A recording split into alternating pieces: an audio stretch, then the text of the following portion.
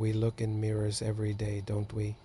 They're just there, a mundane, necessary part of life. They confirm we exist. They tell us, yes, that tie is straight, and no, you don't have spinach in your teeth. They are silent, passive observers. But what if that confirmation, that simple proof of self, started to slip? What if the surface you trust, the one you look into a dozen times a day, decided to reflect something else entirely? It started subtly, as these things often do. I'd be in the bathroom, brushing my hair, and I'd catch my reflection lingering just a moment too long. My hand would drop to my side, but the mirrored version of me, she would still be completing that final downward stroke. It was a tiny discrepancy, almost unnoticeable. I dismissed it easily. Fatigue, a trick of the light. Your eyes are playing games with you, I told myself. Nothing to worry about. Then came the smile. I was on the phone, leaning against the doorframe, looking into the hallway mirror while laughing at something silly my friend had said. When the call ended, my real smile vanished instantly, as you do. But my reflection's smile, it stayed. It was wide, too wide. It wasn't my expression at all. It was cold, predatory. It held on for 3 long, chilling seconds before snapping back into a neutral, vacant stare. My blood ran cold. That wasn't a trick of the light.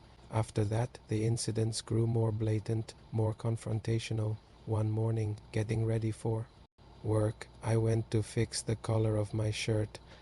But an instant before my own hand moved, I saw a shadow of movement in the glass, a precursor to my own action. My reflection was no longer lagging behind. It was leading. It knew what I was going to do before I did it. A wave of dread washed over me.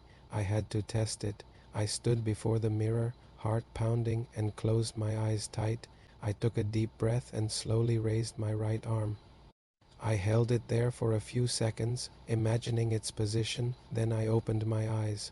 The reflection's arm was already there, resting against the cool surface of the glass, palm flat, as if it had been waiting for me to catch up. That's when the real panic set in. I couldn't look at them anymore. I started covering every reflective surface.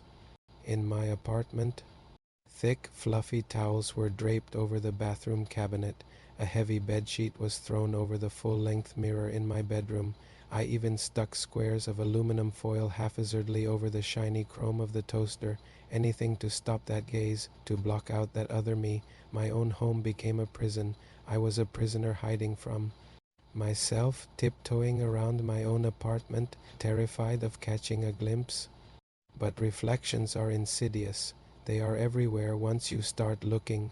The dark, blank screen of the television, the highly polished hardwood floor that showed a distorted, elongated version of me, even the curved glass of a water tumbler on the nightstand.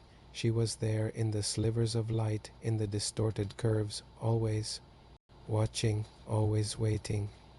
I hadn't slept properly in days. I was exhausted, but I was terrified to close my eyes for more than a few moments. I was convinced that if I drifted off, if I truly let my guard down, she would make her move, whatever that move was. On the 5th night of sleeplessness, hunched on my sofa in the dark, I heard a sound from the living room. A low, wet tapping sound. Tap, tap, tap. It was rhythmic and deliberate. I grabbed the heavy flashlight from the kitchen drawer, my hand shaking so much I could barely get a grip. My heart was hammering against my ribs so hard I thought it might break through. I crept toward the sound, flashlight beam cutting a nervous path through the darkness. There, leaning against the far wall, was the massive, ornate standing mirror my grandmother had given me. It was an antique, beautiful and imposing.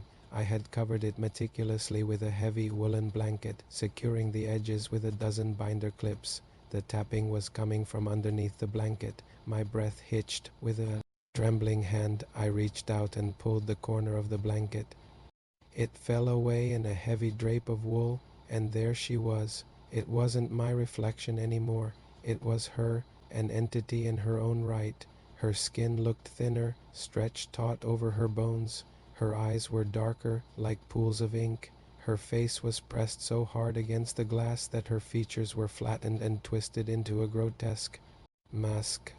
She wasn't mirroring me. She was fully formed, independent, and her eyes, they were consumed by an absolute chilling malice. "You can't keep me out forever," the reflection whispered. Her voice was muffled by the glass, but it was clear, penetrating the suffocating silence of the room.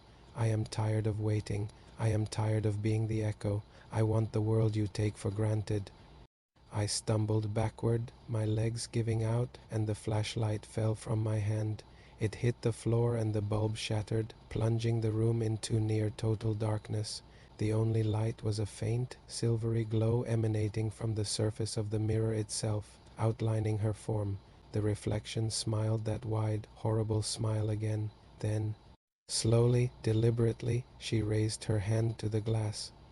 I saw it begin to spiderweb with cracks around her fingertips. The sound was like tiny, snapping bones. A terrible, unnatural coldness washed over me, the air temperature plummeting instantly. I tried to scream, but the sound caught in my throat, swallowed by the growing intensity of the cracking glass. Then a single triangular shard of glass fell inward, landing on the hardwood floor with a clean, sharp clink.